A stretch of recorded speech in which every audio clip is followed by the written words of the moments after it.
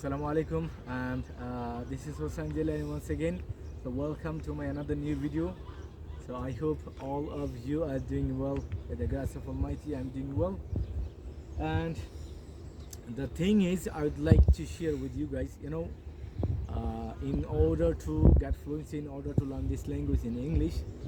So আসলে English শিখতে গিয়ে মানে কিছু তথ্য বা কিছু ইনফরমেশন মূলত আমরা যে দেখতেছি বা দেখতে পাইতেছি, বিশেষ করে যেহেতু আমি ইংলিশ শিখতেছি, এই জন্য আমাকে কী করতে হয়, নিউজ দেখতে হয় বা পডকাস্ট শুনতে হয়।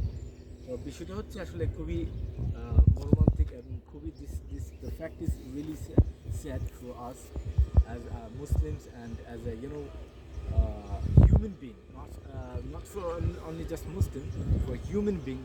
It's because guys, you are all aware about that, and I hope all the people, especially in Bangladesh and the around the world, so they are all aware about that what's happening in Gaza right now, between Palestine and Israel. So you guys know, I think, better than me.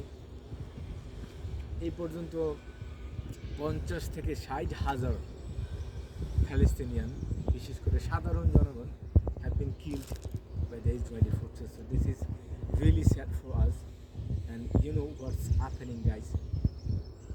মানে এখন পুরাটা গাজা স্ট্রিপটা আছে, তারা স্টারভেশনে ভুগতেছে। মানে কিসের যুদ্ধ আর কিসের কি বলবো, কি মর্মান্তিক দৃশ্য হইতেছে। আসলে আমরা মুসলমান, আসলে আমরা হিউম্যান বিং যারা আছে, বিশেষ করে মানব সম্প্রদায়, তারা যেন না জানা একটা মনে করতেছি। বিশেষ করে আজকে দেখতেছেন আমেরিকার প্রত্যেকটা বিশ্ববিদ্যালয়ে, ইউরোপের প্রত্যেকটা বিশ্ববিদ্যালয়ে আজকে যারা শিক্ষার্থী আছে, তারা কিন্তু মূলত জেগে উঠেছে। তারা বুঝতে পারতেছে এতদিন ওয়েস্টার্ন যে বিশেষ করে American media, western media, they don't show don't show the exact things, what is happening in Gaza, what is committed by the Israeli government in Gaza. So তারা আসলে এই থিংটা দেখাইতে চাইতেছে না যারা সাধারণ জনগণ আছে। কিন্তু এখন বিশেষ করে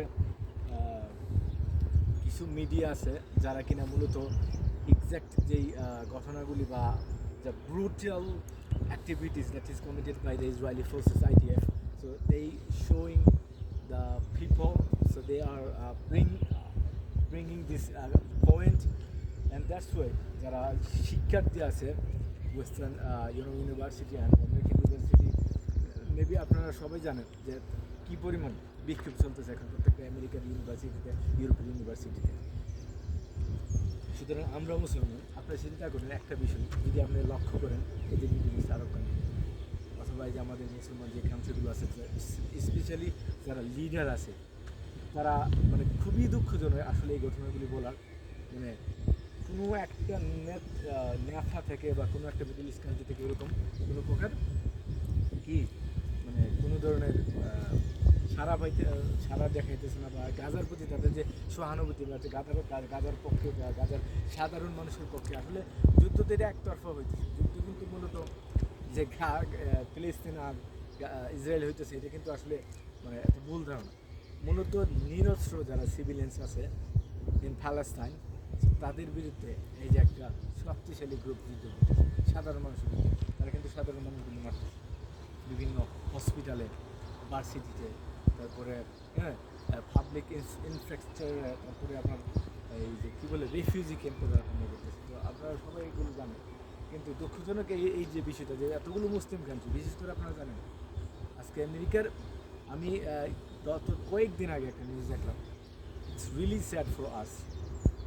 মিশরে কিছু ছাত্র, কিছু মানুষ আন্দোলন করছে যে প্যালেস্টাইনের পক্ষে হয়ে এবং গাজাবাসীর পক্ষ হয়ে ইসরায়েলের বিরুদ্ধে। কিন্তু দুঃখজনক হয়েছে কি, মানে তাদেরকে গভর্নমেন্ট অ্যারেস্ট করতেছে যে কেন ফিলিস্তিনিদের পক্ষে। তো আমাদের এই যে মুসলমানদের কী অবস্থা দেখেন। এবং বিশেষ করে আপনারা জানেন ব্রাজিল, তারপরে এই যে Africa, South Africa, Ireland, Colombia, এই সমস্ত ইউরোপিয়ান কান্ট্রিগুলো, এই সমস্ত তারা মুসলমানদের পক্ষ নিতেছে, গাজার মানুষের পক্ষ নিতেছে, নিয়ে বিভিন্ন জায়গায় মামলা করতেছে এবং তাদের পক্ষে ইসরায়েলকে বয়কট করতেছে, ইসরায়েলের বিভিন্ন পণ্য বয়কট করতেছে। কিন্তু আমরা মুসলমান, we are Muslims, we are human being on top of that, but we I don't know, বিশেষ করে আমি আসলে এই ইংরেজিতে এই কথাগুলি বললে হয়তো বা কিছু একটা সমস্যা হইতে পারে, তো আমি এই জন্য বাংলাতেই বলতেছি। তো আশা করি আপনারা সবাই যারা আছেন ফিলিস্তিনের পক্ষে দোয়া করবেন এবং ফিলিস্তিনের মানুষের পক্ষে দোয়া করবেন। এবং আসলে এই ঘটনাগুলি যখন আমি ইংলিশ শিখতে যাইতেছি, আমাকে তো নিউজ শুনতে হয় বা যে নিউজ পড়তে হয়, এগুলো দেখতে হয়। তো দেখার ক্ষেত্রে এই জিনিসটা আমার ভিতরে রিয়েলাইজ করলাম যে আসলে কী হচ্ছে, আমাদের মুসলমানদের কী অবস্থা আজকে, কী করুণ অবস্থা বলতে পারেন, যে একজন আরেকজনকে মারতেছে, অথচ আমরা চুপ করে বসে আছি, কেউ কিছু বলতেছে না। বিশেষ করে আরব কান্ট্রি, কোনো একটা কান্ট্রি, এই যে ইরান ছাড়া আমাদের মধ্যে ফ্যাক্ট আছে, আমরা জানি আমাদের মধ্যে মত পার্থক্য আছে, বিরোধ আছে। তো এগুলো তো সিম্পল, এগুলো আগেও ছিল, এগুলো থাকবেই। বাট তার মানে তো এই না যে আমি আমার ভাইকে মারবো বা আমার অন্য একজন মুসলমানকে মারবো, আমি কিছু না বলবো না। তো আসলে এটা খুবই দুঃখজনক। তো আশা করি গাইস এই ভিডিওটা শেয়ার করবেন এবং লাইক দিবেন, অ্যান্ড